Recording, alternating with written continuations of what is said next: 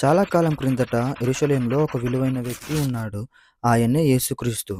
దేవుని ప్రేమ, దయ మొదలగు వాటి గురించి ప్రజలకు బోధిస్తున్నాడు. ఆయన ఈ భూమి మీదకు ఎందుకు వచ్చాడో చెప్తూ అద్భుతముల ద్వారా రుజువులను కూడా చూపించాడు.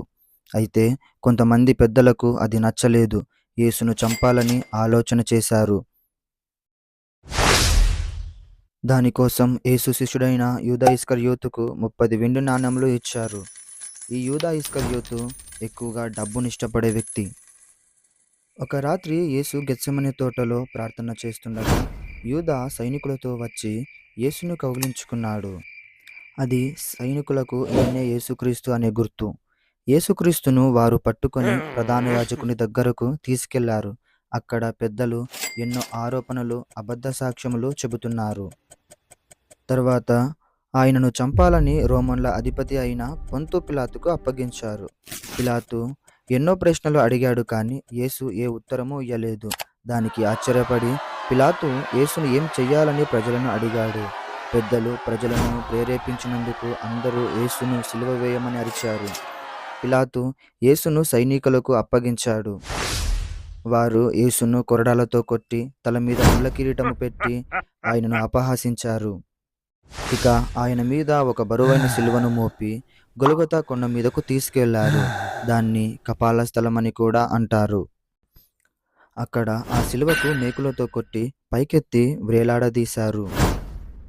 కానీ ఆశ్చర్యమైన సంగతి ఏంటంటే తనను కొట్టిన వారిని క్షమించమని ప్రార్థన చేశాడు. ఇక చివరికి యేసుక్రీస్తు సమాప్తమైనది అని తన ప్రాణాలను విడిచిపెట్టాడు.